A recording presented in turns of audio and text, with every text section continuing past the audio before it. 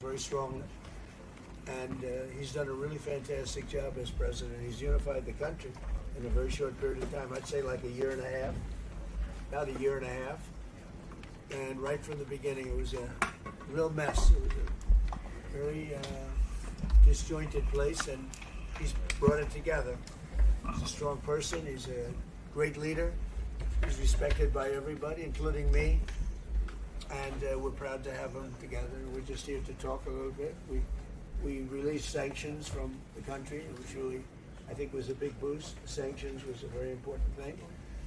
And we're proud of the job he's doing. Syria's become a very stable, I mean, it's amazing. In a short period of time, it's really been stabilized. And we're proud of that. And to be part of the Middle East.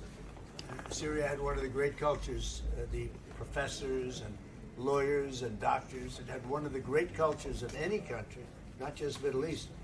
And then it went through this terrible period of time. But it's a country that a lot of people are very proud of, and they're proud of the job he's done. Thank you very much, Mr. President. Would you like to say something? في الحقيقة نحن حققنا إنجاز كبير في تحرير سوريا وإسقاط النظام السابق. We have made a great achievement in the toppling of the former regime. وكما ذكر فخامة الرئيس خلال سنة ونصف حققنا إنجاز كبير في توحيد البلاد ووضع السكة الصحيحة من التنمية والاقتصاد. And as President Trump said, in a year and a half, we made an achievement in bringing the country together, unifying the country, and put it back on track. هذا بفضل الشعب القوي، الشعب السوري اللي تكلم عنه فخامة الرئيس ترامب.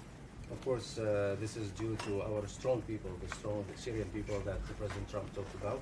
ثم القرار التاريخي اللي قام فيه الرئيس ترامب برفع العقوبات عن سوريا. Then the historic decision that President Trump has taken by lifting the sanctions on Syria. وأيضا مساعدة كل الأصدقاء المحبين في المنطقة من تركيا من دول الخليج من كل المنطقة. As well as the help of friendly countries and the loving countries in the region, Turkey and other countries in our neighborhood. الشعب السوري يشكر جميعا الرئيس ترامب. The entire Syrian people thanks President Trump. Thank you. Thank you very much. Proud of you. Do you have any questions? Mr. President, are you going to remove Syria from the state sponsor of terrorism list? I think I will, yeah. I think I will. Why wouldn't I? He's done a great job. Maybe he would have brought that up a little earlier. That's a good question. Yeah. Any problems with that? I think we should. Yeah, I will. Do you still want Syria to help with Hezbollah in Lebanon? They could help. We'll find out. I think we're making a lot of progress. Mr. President, They could help. Mr. President, He would do a very good job. Prime Minister Netanyahu has been critical of aspects of your relationship in the last couple of days with President Erdogan of Turkey. He said that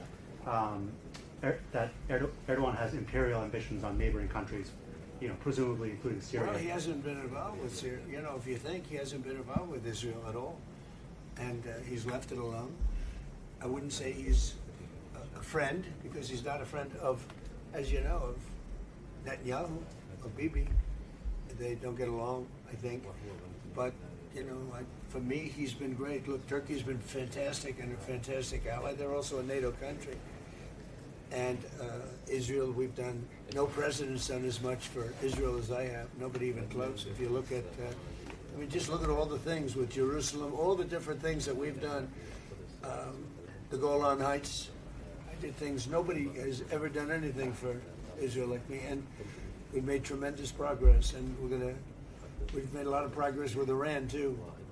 Wiped out their military, but they should have been done 47 years ago. And if I could, do you think that that Prime Minister Netanyahu should be reelected? There's an election coming in Israel, or would you like to see new blood? I can tell you this: he's been a great wartime president. We worked as a prime minister. So we worked with each other very closely, and we went through a very big thing. We did a big thing together, and in my opinion, he's been a great wartime prime minister. I don't know anything about his politics. I'm not sure. I would think he should be popular because he did a very good job. We had and have a very good relationship. But he was a great wartime prime minister. President If you had other prime ministers, you know what? There wouldn't be in Israel right now. You know that? There wouldn't be. It would have been blown to pieces by Iran. If you had a weak prime minister, you wouldn't have. And if you had a different president, I guarantee you there wouldn't be and Israel wouldn't exist today if you didn't have me as president. Mr. President, you said Data from the Energy Information Administration revealed that U.S. crude oil production set a new record in the month of April under your leadership. That's right. Why is it important to keep hitting numbers like this at this moment in time? Why is it important that you were able to get this done and keep it on this trajectory? Well, when we decided to do this, it's called the denuclearization of Iran. We have to do it. We have to have. They're never going to have a nuclear weapon, and they admit they're never going to have it. But they behave badly. Always behave badly. There's something wrong with them. But when we did this, we thought oil would go much higher, and it didn't go very high. And now it's coming way down, and you're going to see oil drop very low. Now maybe we'll do some other things that could lift it a little bit, but I don't think it's going to lift it a lot at all. I think oil is coming down. There's tremendous amounts of oil. Scott, what would you say about that? Yes, so record production under President Trump in his first term. Now in his second term, the U.S. is an energy superpower. It's why we weathered the conflict better than anyone else. And just this weekend, Bloomberg wrote that there is an oil glut out there, and we think that safe, secure American oil maybe even should trade at a premium to the rest of the world. So we have, if you add it up, you take Saudi Arabia and take Russia, two big oil producers, we do more than twice as much. We do more than, so think of it, Saudi Arabia, Russia put together, we do more oil, and that's not including Venezuela. It's pretty amazing. And this all happened during my term. We started it as first term. Biden blew it because he had no idea what he was doing. But we are producing more oil right now than Saudi Arabia and Russia combined by almost double. Okay, any other questions? Mr. President, Yes. Yes, ma'am. you said that dealing with the Iranians is a waste of time. How do you plan to get the nuclear material and the nuclear assurances that you want? Well, we've already got the nuclear material because it's so far underground, nobody's going to be able to get it except us because we have the equipment that can get it. But I call it the nuclear dust. The nuclear material is so far down underneath a mountain, and now that's been determined, that it would take massive machinery that we have that no other country has. Mr. They can't President, get so it. you have no plans to go in, boots on the ground? Why would I go in now? I'd go in when they're completely either eliminated or whatever happened, or an agreement's made. Mr. President, Yes. if you cut off trade with Spain, does that mean that you're going to have to renegotiate a trade agreement with the EU? With who? With the EU, any past trade agreements you already have? We're going to see what happens with the EU. You know, they've treated us very badly for years, and they took advantages. Look, we're very close to those countries, right? And to everybody in the EU. The problem is they took advantage of the United States for years. It's like him. They took advantage of Syria. He's bringing it back. And I'm bringing the United States back. We have the greatest economy we've ever had. We have the biggest investment. 19.2 trillion is being invested right now in the United States. 3 trillion was the record. Under Biden and under the past administration, they had less than $1 trillion for 4 years. We have 19.2 trillion in 12 months. Think of that. We have the largest amount of money being invested in a country in history. Pretty amazing. 19.2 trillion with a T. So, and they're building factories all over the country. I think yesterday Toyota announced they're leaving Mexico. And they're coming, I'm not that Mexico's thrilled about it, but they're leaving Mexico and they're coming to the United States to build what will be, I believe, the largest automobile plant either in the world or at least in this country. Mr. President, on oil prices Quick today. domestic question. You announced on Truth Social a couple days ago that Walmart was cutting the price for ground beef by 15%. How big of a deal is that for American customers this summer? So Walmart has agreed to cut their prices very substantially because things are going down. We're getting it down. We inherited very high prices. We inherited the highest prices in the history of our country, or 48 years to be exact, but I don't believe that. I think it's in history. So under Biden, they had tremendous inflation. Under the Democrats, we had tremendous inflation, record-setting inflation. And now, inflation is way down. Everything is great. we have the prices are coming down, but we inherited. You know, they talk about different. They use different words to describe it. They had very high prices. The prices are coming down, and when the oil comes, you know, the oil is coming way down. The oil dropped by 50% in the last month, and when that comes down, it brings everything else down. No, it's affordability, and they came up with the word affordability. You know, like I take over, I'm there for one day, and they say affordability, affordability. I said I've been here for one. Remember with the eggs, the first day or 2 days later, I have my first news, and they talked about eggs. They said the eggs have gone up 5 times. I've been in office for one day, and I said, well, we'll have to do something. In fact, they told me not to order eggs for the Easter egg hunt at the White House. I should use plastic. I said, we're not doing that. And by the time we came, that was a couple of months later, that happened, and we ordered thousands of eggs. And right now, eggs are way down. The prices are way down, and they're coming down further. So they made up a phony word that they used. They said affordability. They're the ones that caused the affordability prices. I did, but I brought it down. And the oil is coming down very big. Mr. President, Brent crude is up slightly today on the A little announcement bit, yeah, that because we hit them.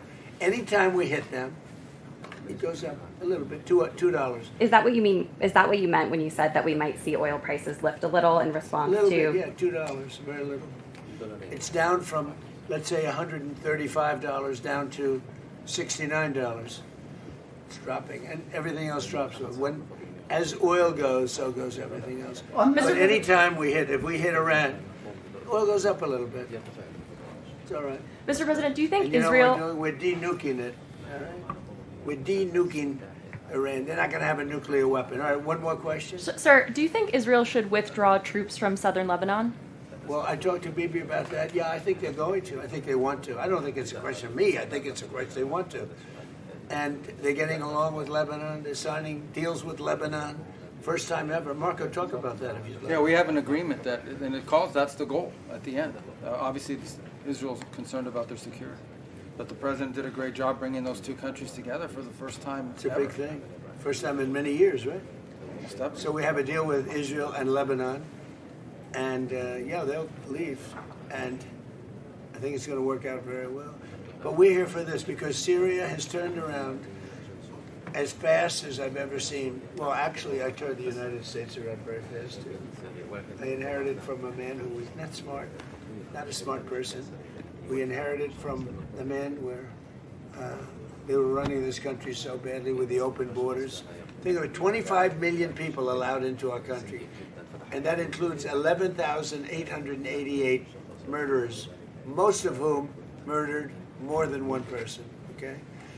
We got most of them out, or we have them in jail, and we've done a great job. Washington, D.C. now is considered one of the safest cities in the country. If he came to Washington, D.C. a year and a half ago, he'd fear for his life, even though he never feared for his life before, because it was very dangerous. But somehow his territory might have even been a little more dangerous. I joke because, you know, he comes from a rough environment. Would you say that's right, Tom Barrett? Huh? It's sort of funny to think. I don't think he'd be too concerned with Washington a year and a half. But we had a very, very unsafe Washington, D.C., and now it's one of the safest cities in the country. We put the military in. We brought it's Washington went from being an unsafe to one of the safest cities, and crime is down 94%. We don't play games. And we removed over 5,000 career criminals, many of whom came in through the open borders of Joe Biden. We did the same thing with Memphis, Tennessee. We did the same thing with in Louisiana. You have to speak to the governor, because New Orleans, the crime rate is down 78%, in a little while, and they had the best Mardi Gras they've ever had. So we're doing a good job, and he's done a great job too. And I thank you very much. Thank you very much. Thank you, guys. Thank you, press. Thank you. Thank you, guys. Thank you. Thank you. Thank you. Grab your face, Mike. Thank you, guys. You can head out right there. Thank you, guys. You got it?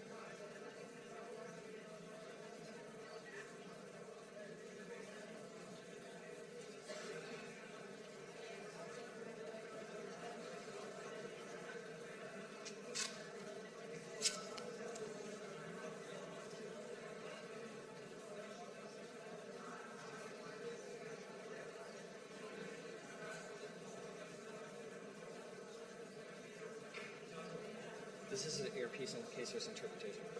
I honestly have no idea. Ask. Where's Walker?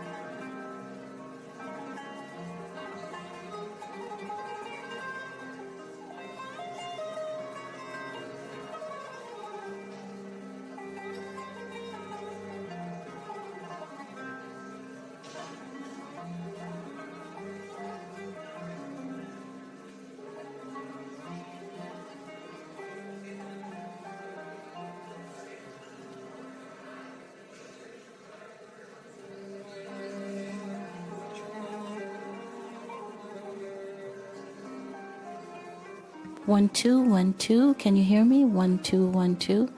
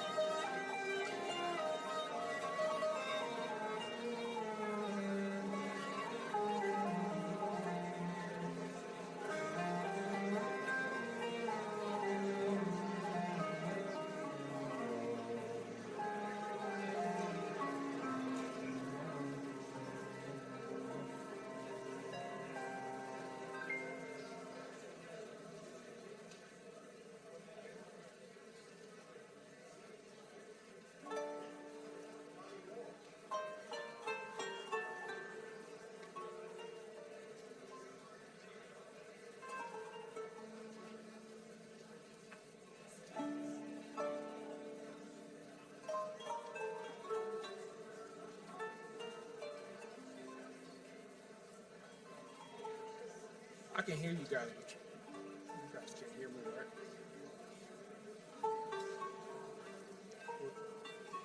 Was I just on the mic?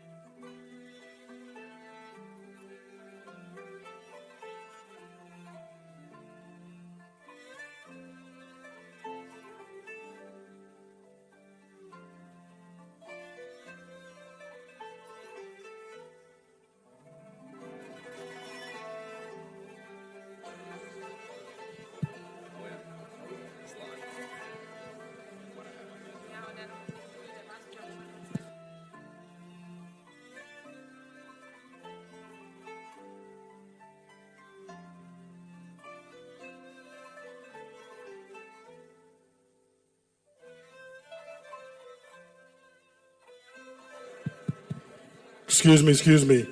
If you're sitting on the stairs, you have to be close to the wall. You cannot sit on the stairs. You need to be standing close to the wall. We need to have an area clear for ingress and egress on both sides, please. If you're sitting on the stairs, you need to be close to the wall on both sides, please. Thank you.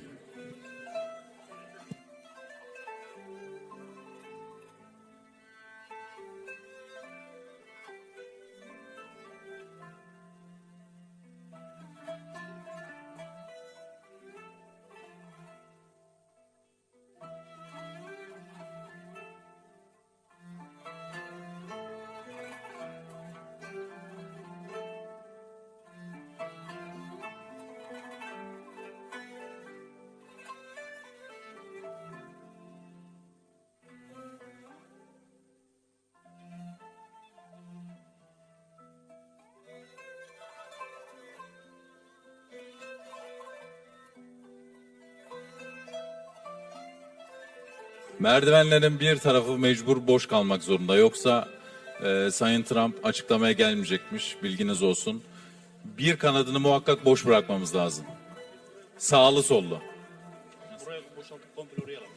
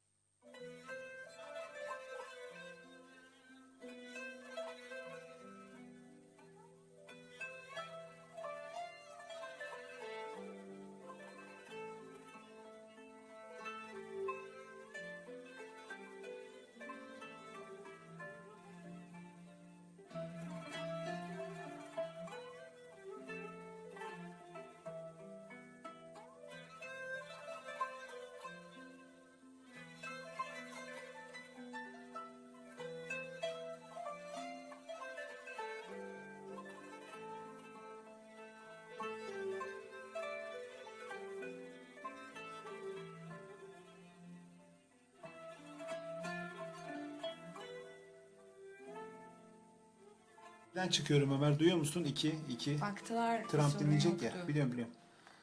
Evet 2'den çıkıyorum. Duyuyor musun? Tamam. Bir de 3.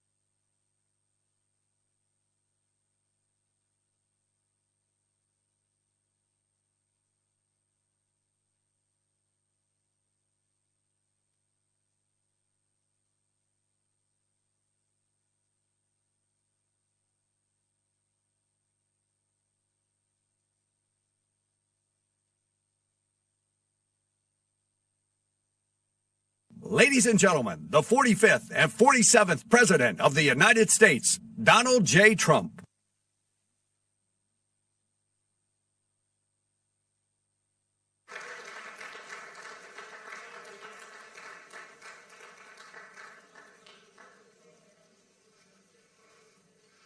That's a lot of press.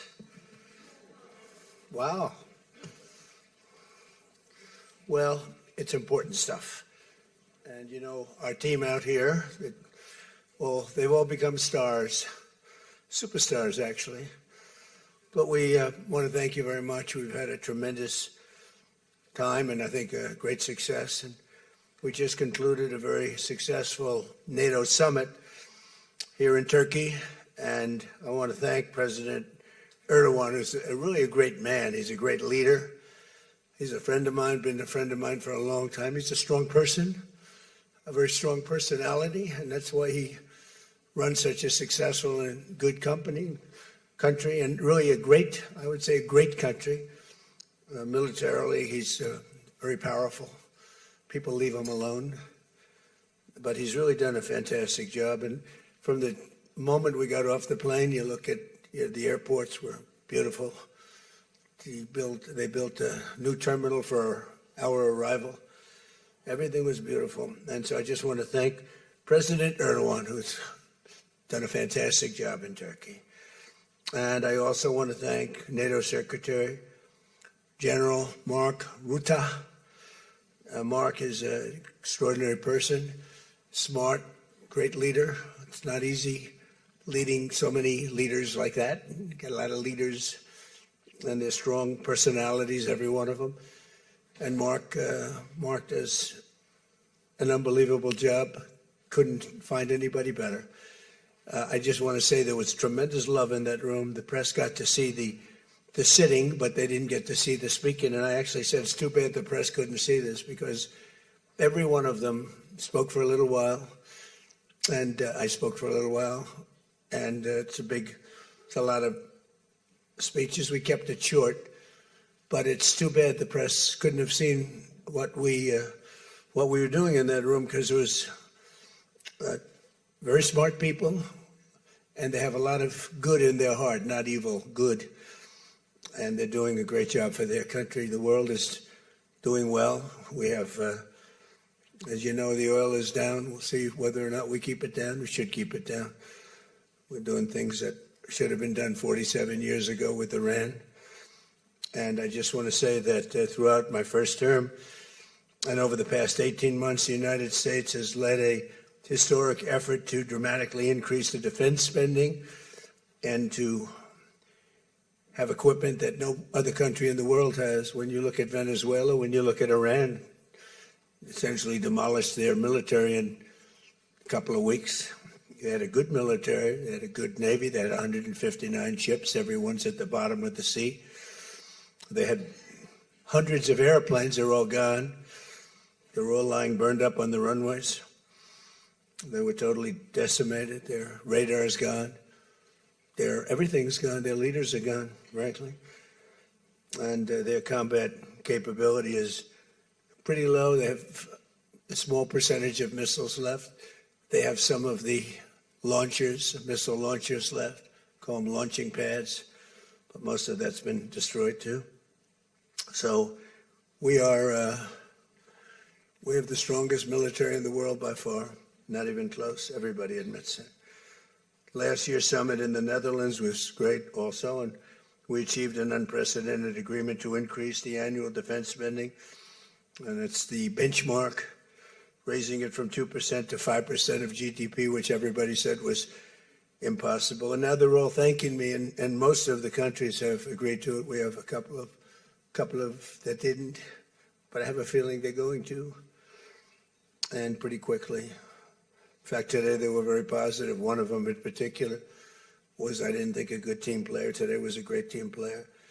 As all of the leaders understand very well, the United States remains by far the largest contributor to NATO, monetarily and maybe otherwise, and the strongest military anywhere in the world. And they respect us as a country. Again, they didn't respect us 2 years ago. They laughed at us. NATO laughed at us. Everybody laughed at us. They don't laugh anymore. There's no more laughing. This year we invested a record $1 trillion in our armed forces, and we're going to be asking for $1.5 trillion coming up. We have the money being spent on the best equipment anywhere in the world. In the working session this morning, we discussed the progress other members are making toward the 5% target, and they're making great progress. Many of these countries are very rich, by the way. We don't have to feel sorry for them. But it doesn't mean they're properly protected. There's a big difference. Some have truly answered the call, and others are making big changes and will be answering the call. I think I can say in all cases they're going to be answering the call. And we'll be taking in over $1 trillion a year toward defense. And that's a tremendous amount of money. It's a big up. They were at 2%. They were actually at 1%. I got them to 2%. Then I wanted to get them to 5%. And we got up to 5% the last time. And they're, just again, if you could have seen the respect and the love in the room, and it's love really for the country, for our country. I don't want to say me because you'll say, oh, he's so conceited. He's such a conceited person. But they do. I mean, they like the job I'm doing. They said, sir, we love you. These are grown people saying that. Isn't that nice? Maybe, I don't know, maybe they're trying to get to me. And in the way they did, because there was tremendous unity in that room. And I urge all nations to accelerate their plans to get the benchmark as quickly as possible. The benchmark is going to be that 5% number. That's the number it should have been for years. As a result of the commitment we achieved last year, defense spending of other NATO members surged by more than almost $150 billion in 2025, and much of that money is being spent on American-made equipment. They all want American-made equipment. We're pushing very hard to have the defense companies, and they're great. We make the best equipment, the Patriots and the Tomahawks, and everything we have is considered to be the best. Not by me, it's everybody wants it. I wish we made it faster because we could sell as much as we could make. And as you know, I had Lockheed and every one of the companies, all of the companies, Raytheon as an example, Boeing. So many of those great companies are now building plants. They had big plants, but they were using them 24/7. I said, that's not the way to do it. You have to build more plants. You don't have to just go overtime. No tax on overtime. Remember that, please. No tax on overtime. Those people are happy. But they were doing literally 24 hours to get the Tomahawks done and the Patriots done and all of the other defensive and offensive equipment done. It's the most sought after equipment in the world. You saw that with Venezuela, where they had a lot of great equipment that wasn't ours, and it didn't work. Our equipment works, but we have to produce it faster for other countries. For everybody, including ourselves, we have to produce it faster. So we think within a year and a half max, we'll be, instead of waiting for a year or 2 years, we'll be having it on a 2-week wait, maybe a 1-week wait. That's what I want. And it'll do really well. A lot of people are, just waiting. They're waiting. They want to get this defensive equipment, maybe in particular the defensive equipment, but offensive and defense. As much of that money is being spent on American-made equipment. That's the money that the European and Canada are spending, European countries mostly, and Canada. And they're spending that with the United States, largely. And it's American-made, made in the USA, as we say. Weapons, munitions, supporting thousands of American jobs. This will increase. We have the highest number of jobs. Right now, we have the most people working in the United States that we've ever had in the history of our country. We have the biggest investment ever made, $19.2 trillion. That's 6 times more than we've ever had. Think of it, 6 times. And what did that were tariffs. Without the tariffs, I think we would have done fine, like at about 2 or 3. The last administration had much less than $1 trillion invested for 4 years. We have 19.2 trillion invested in 1 year. We haven't gone into the extra almost a half a year, 1.5 years. Those numbers won't come out for a little while. So we have 19.2 trillion, not billion, not million, trillion with a T, invested in plants and equipment that's being built all over the country. Eli Lilly is building plants, big drug, Merck, all of them, the drug companies are building. The car companies are building like crazy. In fact, as you probably saw a big announcement yesterday, Toyota is leaving Mexico and they're going to build one of the biggest car manufacturing plants in the world in Texas. That's because of the tariffs, because we don't mind if you build in Mexico, but if you build in Mexico, you have to pay 25% tariff. If you build in Japan, or if you build in any place, now China is a much higher tariff. It's 100% tariff because we don't want to lose our jobs. We don't want to have our workers lose their jobs. We have the largest number of plants being built for the most money ever in the history of our country. Car plants, AI plants, and all other plants, pharmaceutical plants, chips. We're not giving anything. All we're saying is, if you don't start, we'll give them 1.5 to 2 years to build their plant. If they don't have that, they have to pay 100%, 200%, even 250%. If they make a chip or if they make a car, if they make pharmaceuticals. So the pharmaceutical companies are moving in at record levels. There's never been anything like what's happening. Let me put it a different way, put it to you in a more broad fashion. There has never been anything like has happened with this country or any other country in the history of the world. There has never been growth. There's never been manufacturing plants being built. We have so many being built. And in the big ones, like AI, some of the AI, we let them build their own electric plants. We force them to build. We don't want it because the old grid that we have wouldn't be able to supply. They need, just as an industry, more energy than the entire country produces right now, when you think about it, which is incredible. So take all of the energy that the United States produces and that one industry, which is so big, so powerful, it needs more than that. In fact, some people say almost double.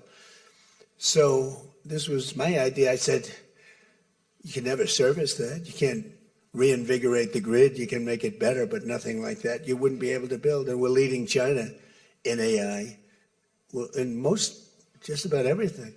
But we're leading China in AI. Even in TikTok, I was watching somebody say, oh, the TikTok deal, it's so bad well, because they say the deal was incredible, but they think the word that gets out is bad, except the numbers just came out, and I'm #1 on TikTok, and all I do is talk about communism, right? So it's sort of good. I used it to get elected, too. But, you have to get your word out. But the numbers came out just a little while ago, and I was #1, some ridiculous number. I never heard of numbers like that, but #1. And all these entertainers are number 27, 29. It's crazy. I don't even understand myself. But that means that my word's getting out about how great our country is, how successful our country is, and how bad communism is, and how bad these lunatics are that are running for election that don't sound good, don't think good, and don't look good. I don't see any looker. I don't see anybody with the look. You need the look, I guess. You need something, but they don't have it. And I think they'll fade fast. And it's not social democrats. This is not a social these are communists that are running. And they don't want God. They don't want successful things to happen for our country. They don't want to have a successful country. I think they're sort of crazy. As European nations rebuild their militaries, American equipment will be the largest beneficiary. The defense companies are going to be making most of that equipment. They want the American equipment because it works better. It's not a question of anything else. We make the best equipment in the world. And to that end, I provided other leaders with an update on the steps we're taking to rapidly scale up production in the United States. And they wanted to hear that because they don't really want to get it in 4 years, 5 years. They want to get it like in a week. And we'll actually be at a point like that in the not too distant future with the plants that are being built. The defense plants, it's incredible. Lockheed is building, I think, 5 Some of them are building 3, 4, or 5, and they're big ones. It's going to quadruple the output of we have with the munitions and the basic equipment itself, whether it's a Patriot or Tomahawk missile or any of the missiles that we make many missiles, different types, for different occasions. And just today at the summit, we announced $3 billion of new defense investments with U.S. companies. And Lockheed Martin will establish a world-class Patriot missile sustainment facility, a big deal in Europe. They're given a tremendous incentive by Europe to do that. All goes to the benefit of us and Europe because they're getting the best equipment. Northrop Grumman is moving forward with the sale of advanced American drone technology. We're actually the leader in drone tech. A lot of people don't know that. We have the most sophisticated drones in the world. And we're a real, I guess we're the leader, but we'll soon be the leader by many times over. And Lockheed and Rheinmetall are announcing a partnership to build the Army Tactical Missile Systems, which is a big deal. And Anduril is announcing a deal to build their new Barracuda missiles, which is a very highly sophisticated, fast missile, and we're doing that for Poland. Poland's doing very well, by the way, with a very, very good president, great president, I think. All of these agreements directly benefit the U.S. defense industry and base, and what it really does is it means jobs. And again, I have to just say that when Toyota announced yesterday, I wasn't that surprised, but everybody wanted to get that. That's the largest, I think it's going to be the largest plant in the world, car plant, and they're moving into the United States. And again, they're doing that to avoid paying the tariff, because if you build your product here, you pay no tariff. If you don't, you pay a 25% tariff, depending, 35% sometimes 100%, 200%, depending on what the product is. As an example, we're doing great on steel because we charge tariffs. So now all of a sudden the steel industry, which was absolutely dead a few years ago, I revived it in my first term, pretty good. And then they blew it in the Biden term. What a shame. They just blew it right out the window. They had no idea what they were doing. And I quickly revived it at the beginning of this term, year and a half. And the steel business is through the roof. We don't even make aluminum anymore. Now we're going to have the largest aluminum plant in the world being built in Oklahoma. I love Oklahoma. 77 out of 77 counties, 3 times. And it's great. It's a great state. They're going to be building the largest aluminum plant in the entire world in Oklahoma. It's starting very soon. Over the course of the past 2 days, I had a number of excellent discussions with other leaders at the summit and held productive bilateral meetings with essentially all of them. We had dinner last night. Just about all of them were there. President Erdogan of Turkey, as well as President Zelensky, and he just came in, as you probably saw, had a little press conference, and also President al-Shara of Syria, who's doing an unbelievable job in unifying Syria. What a job he's doing. Syria was a mess with what happened with the previous government, you know that. Very dangerous place, and now it's just come together. He's done a fantastic job. People are talking about it. In every conversation, it was clear that America is back, and we're stronger and bigger and better than ever before. We have more jobs, as I said, than ever before. And we're respected again like maybe never before. We are so respected as a country. That's why I wish I told the Secretary General, Mark, I said, it's too bad the press could not see what's happening in this room. You saw the big round circle with all of the leaders of all of those countries. And I don't know, I think they should allow it. The theory is that they won't be speaking quite as freely and it won't be quite as good, but who knows? It was amazing, actually. The unity in that room was incredible. Really a love. It was sort of pretty wild. There was a love in that room that was great. So this was a tremendously successful summit. And again, I want to thank President Erdogan, Turkey, and so many of the presidents, prime ministers. They were all here from NATO, the NATO countries. And in particular, we have to thank the Secretary General Mark Rutte for doing a fantastic job. He really put on a tremendous, his was just something, he's a unifier. He's a tremendous unifier. So I could take a few questions. We've done a few of these already today, so I don't think we should take too many. I don't think we should take, right? So we're going to keep it a little bit short, and I know a lot of you are going home. Some are going with me. So go ahead, please. Sir, yes. Yes. No. The gentleman right here. The very tall gentleman who's very insecure. He doesn't want to ask the question. He's a handsome guy, but he's very insecure. Go ahead. Do you want to shout it out? Give him a mic. How about giving him a mic? He shouted out.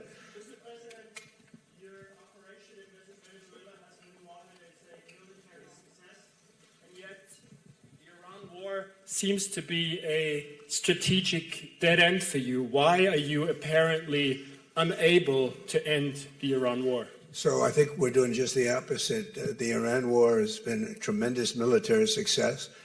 And, you know, I can only answer the question by saying they're not going to have a nuclear weapon. I think I was there for one reason, that Iran cannot have a nuclear weapon. I call it, we denuclearize Iran, and that's happened. They will never have a nuclear weapon. That stuff is so far down under a mountain. It's a granite mountain that collapsed on top of it. Take months to get it out. I think it's a tremendous success, Iran. And you see the oil prices are lower than they were when I started. And people like to say that, but look, they have no military left. Their Air Force is gone. As I said, their ships are gone. 159 ships are gone. They're at the bottom of the sea. Their radar is gone. Everything's gone. So when you say not a success, it's a tremendous success. The fake news likes to say how well they're doing. They're doing terribly. They have 350% inflation. When the war started, they had like 6%, 5%. They want to make a deal, but they don't know how to make a deal. And then they go around shooting ships at night. I don't like that. You know, they're dealing with very fine people. They're dealing with Steve Witkoff. They're dealing with Jared Kushner and J.D. Vance. And they're dealing with Marco and Scott. They're dealing with great people, but I don't know. I think they're a little loco. They're a little crazy. But they told us they'd like to go to the funeral of a person who was killed a lot of people. Khomeini killed a lot of people over the years, and there for a long time. Don't forget what we did. Should have been done 47 years ago. It could have been done any time within 40. This has gone on for, they were the bully of the Middle East. So they're a much different country. Now, in one day, all of their anti-aircraft things are gone. That doesn't mean they're not going to get a plane at some point. But all of it's gone. Everything's gone. Their leaders are gone. They had leaders, they're gone. And they had another set of leaders, they're gone. Now they have another set of leaders, they may be gone. Who knows? And you know what? I may be gone too, because I'm their number one target. It's out all over the place. I'm their number one because they're scum. That's the way they act, and that's the way they've done it for 47 years. But I'm doing what's right for the country. I'm doing really what's right for the world. They have to be stopped. And they've killed thousands, hundreds of thousands of people. They killed 52,000 protesters over the last 3 months. So when you say we're not doing well, I think we're doing phenomenally well. Our military has been incredible. Plus, we had a blockade. Did we have a blockade? Did you ever see a blockade work that way? You know, for you that said we're not doing well there, we did great in Venezuela. That was a one-day war, and they're very good military. You know, it's a very military country. We took out one of the worst human beings in the world, Maduro, and he's in jail waiting for trial. But what he did to this country was incredible, including the fact not only the drugs, but he had people pour into the country from prisons. They opened up their prisons. They allowed them to come in. We're getting them out. We're getting them all out.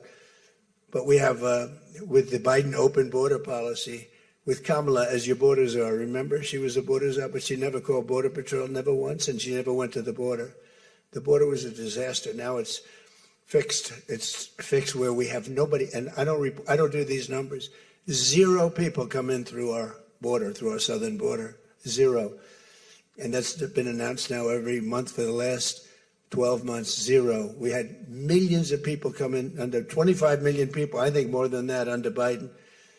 and they weren't people that you want. And for the most part, they were drug dealers. They were escaped from, think of it, all the prisons, and I'm not just talking about from South America, I'm talking about from the Congo, I'm talking about from all over the world. The prisons were emptied out.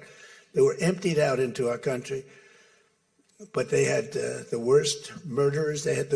We had people allowed in our country that should never, and they walked in through an open border policy. And all I'm saying is that you're lucky we won this election. Yeah, please. Go ahead. Go ahead. No, yes, go ahead. Who you with? Why don't you say your name and who you're with? It's always helpful. Thank you, Mr. President, for doing this. Iris Tao with NTD, with a sister media with the Epoch Times. Okay. On communism, you've been issuing a wake-up call to Americans at home about the dangers of communism. And now you're speaking on the world stage. What's your message to people both living under communist and socialist regimes, but also people living under democracies like in Europe and America who might not have realized how close communism has come to home? Yeah, that's a great question, actually. But look, I want to get the word out because what's forming is communism in the country. And communism's easy to sell. I would be the greatest communist in history. I'd be right up there with Lenin. I'd be as good as anybody. You've got free rent for the rest of your life. What they don't say is that you'll be living in squalor in 12 months. You've got a free house. Would anybody like to have a free house? We'll take it away from somebody. We'll give it to you. You'll have murders all over the place. Communism's a disaster. It's been proven to be for thousands of years under different names, but same thing. It's very important. And, you know, it's funny. One of the reasons I do so well with Hispanic people, I set a record, Republicans. I get great numbers for the election, helped me get elected in a landslide. The Hispanics, because a lot of them came from countries that were essentially communist. You know, whether you call them radical socialist or communist is not that much, but there's a little difference. When they say social democrats, we're social democrats, it sounds so nice. It's not nice. It's a very dangerous term. So I do talk about it, and I talk about it on TikTok, and I talk about it everywhere. I talk about it here.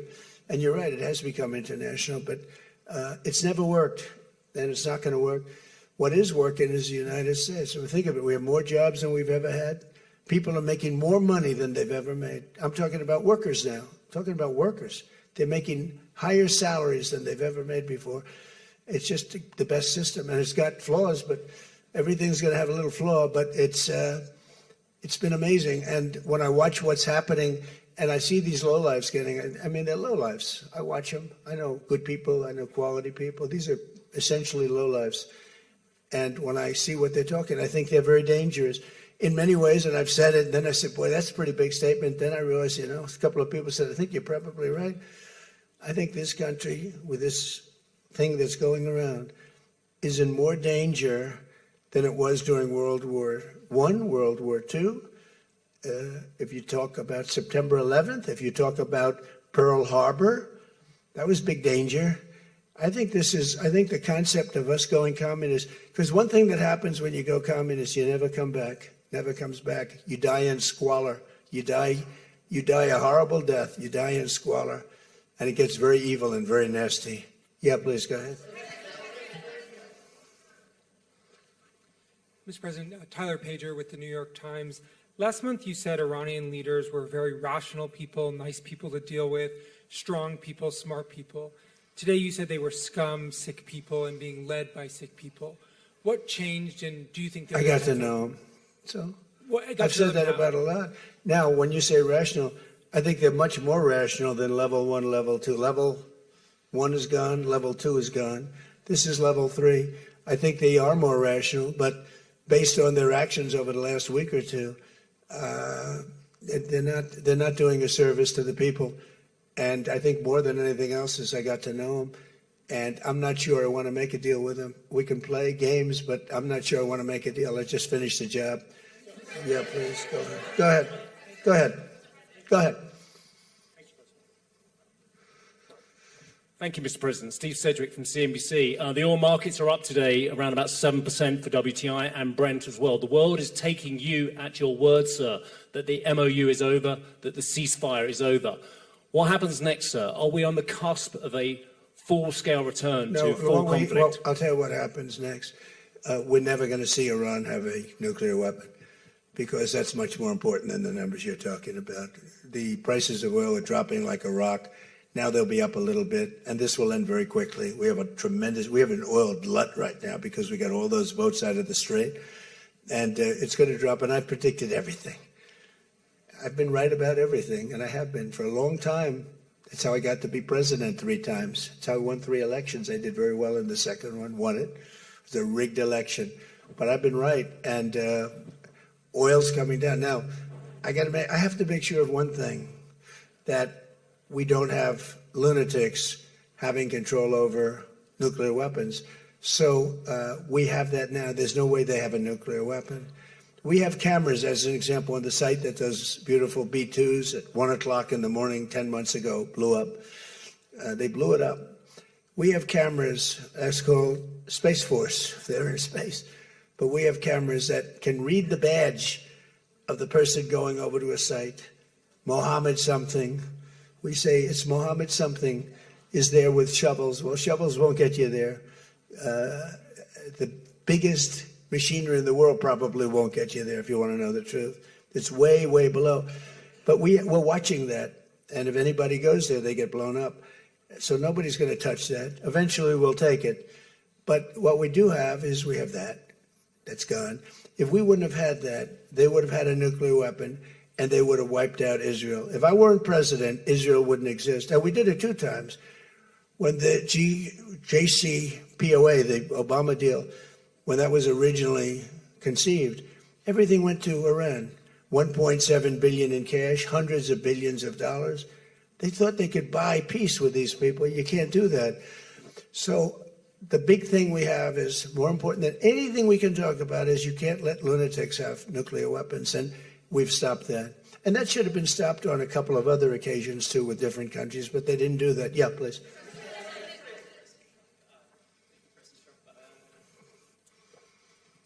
Stephen Nelson from the New York Post.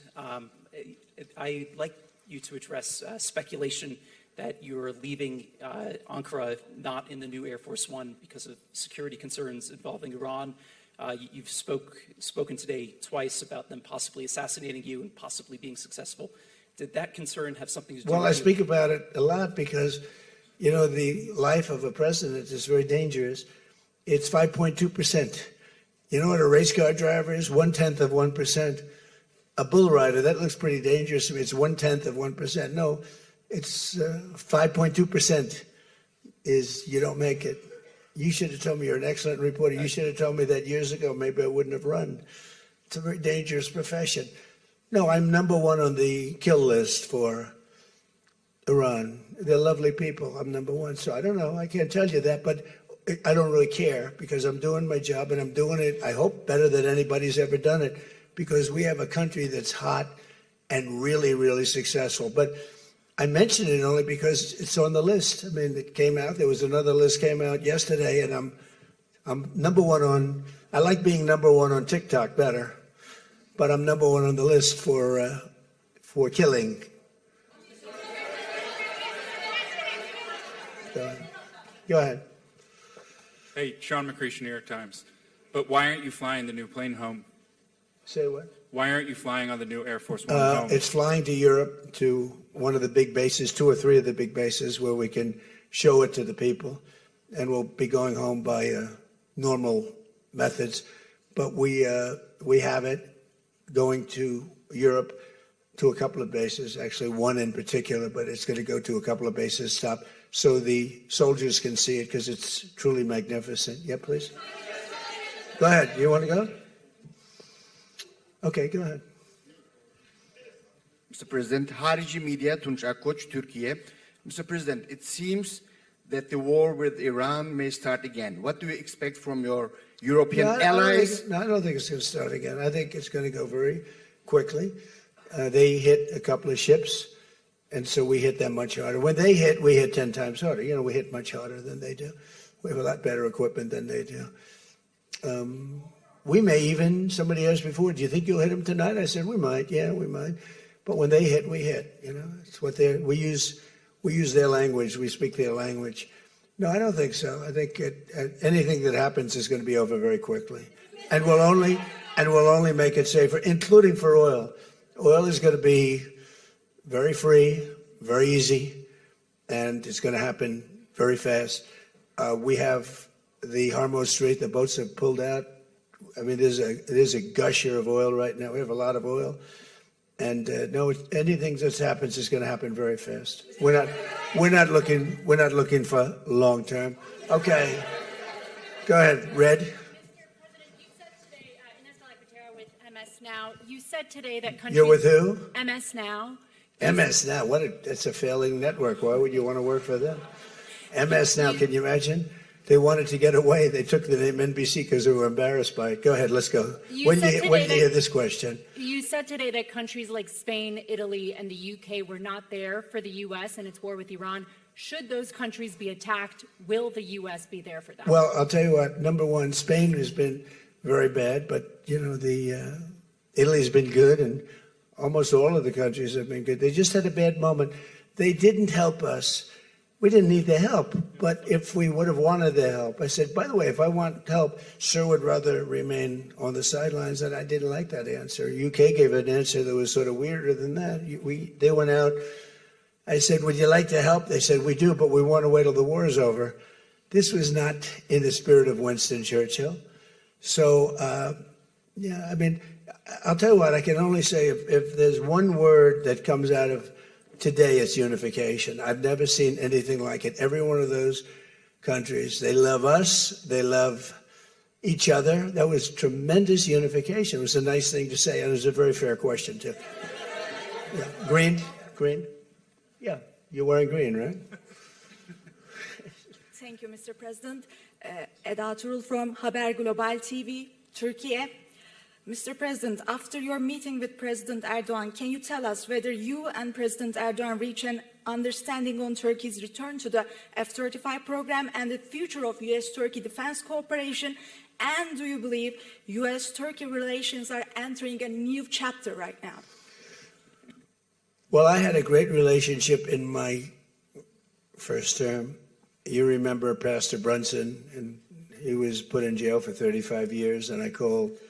He was an evangelical hero, actually, very good man. And I called President Erdogan, and he let him out. I didn't pay anything like Obama and Biden pay billions of dollars all the time. I never paid any for anybody. I just tell him, let him out. Let him out. But in this case, I didn't say it the second way. I said it the first way. I said, look, he's a good man. He's highly respected in the evangelical, and I'd like you to let him out. And he was in my office, in the Oval Office the following day, Pastor Brunson. I had a great relationship. When Sleepy Joe Biden got in, bad things happened with a lot of things between the border. Everything was bad. We were laughed at all over the world, and we had a very bad relationship with a lot of countries. I think Turkey was one of those countries. But that changed on November 5th when we had the election. And it's one of our best relationships. We have a great relationship. And they're talking about the F-35 airplane, and it's the best plane, and everybody wants it. And we have to make a decision who we give it to. I mean, my inclination, because he stayed out of, he's not a huge fan of Bibi, and he's not a huge fan of Israel, but he stayed out of that war. He could have gone into that war very easily, and he didn't. At my request, he stayed out of that war. He's been a very good ally. I mean, Marco could tell you we have a very strong relationship with Turkey. You know, it's a very big country. It's a very powerful militarily. It's the second most powerful country in NATO. It's a NATO country.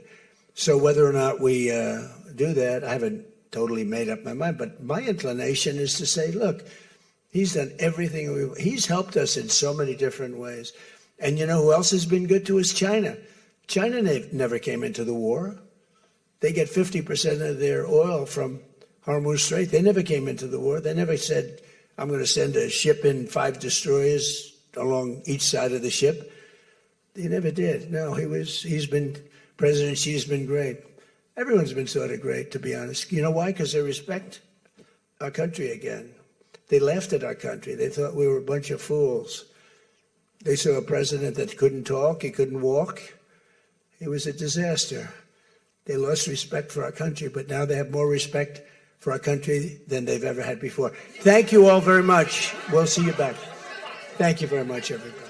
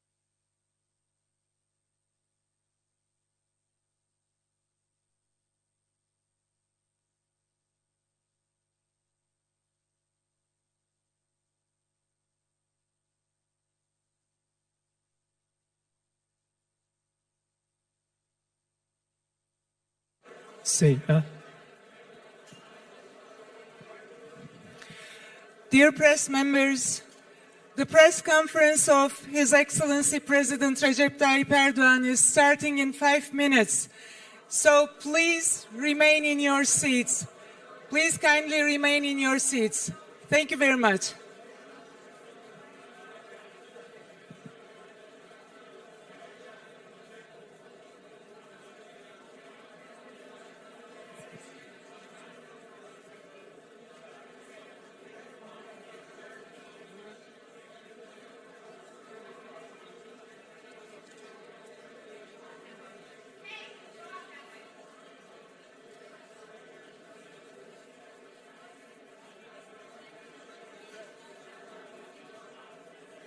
Şuraya hemen çekelim.